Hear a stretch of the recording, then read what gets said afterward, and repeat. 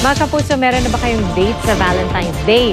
Kung meron na, siguraduhin hindi ito mabubulilya. So, kaya naman dapat pag-aralan ng iba't ibang dating etiquette tulad ng kung saan dapat kumain at kung ano nga ba ang nababagay na iregalo. May report si Leigh Alves.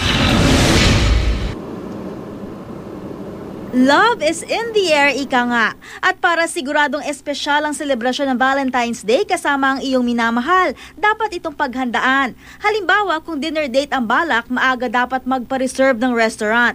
Kung maaari, isama na rin sa reservation ang pwesto sa restaurant na gusto mo. Considerations for choosing a restaurant is number one, siyempre titignan mo muna kung ano yung gusto ng date mo, okay? So, iisipin mo kung ano yung mga bawal sa kanya, whether baka allergic siya sa seafoods, okay, or baka, she's a vegetarian. At kapag nasa restaurant na, mind your table manners, ika nga. Huwag mayat-mayang mag-check ng cellphone at sa halip ibigay sa iyong kasama ang undivided attention.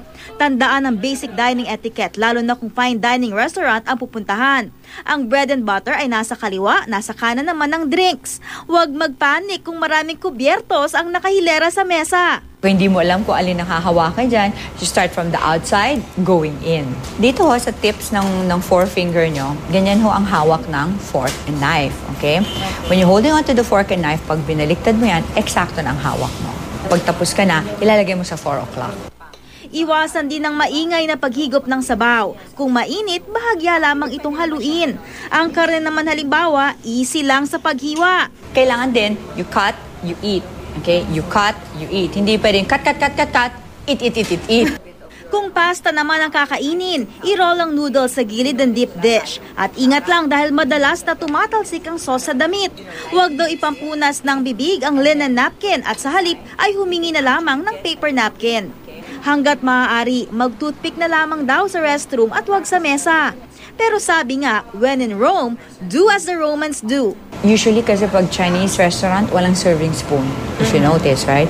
So this one, the thicker end, yan ang serving spoon mo to bring it to your plate. Do not point, do not like puncture kasi this is death, in Chinese.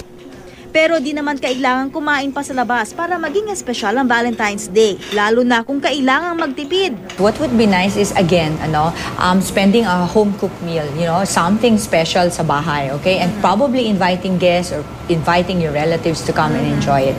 And you can have a theme. Pagdating naman sa regalo, roses and chocolates still hit the spot. Ang halaga ng iba pang regalo, depende rin daw dapat sa estado at haba ng inyong relasyon. Nothing that is too expensive when you are really just new. When you're, deeper in a relationship, syempre pag mag-asawa ka na, ayan, iba na expectation. Pero ating tandaan sa gitna ng pagdiriwang ng Valentine's Day na ang pag-ibig na mula sa puso, di kailangan ng material na bagay para ipadama. Leigh Alves, GMA News.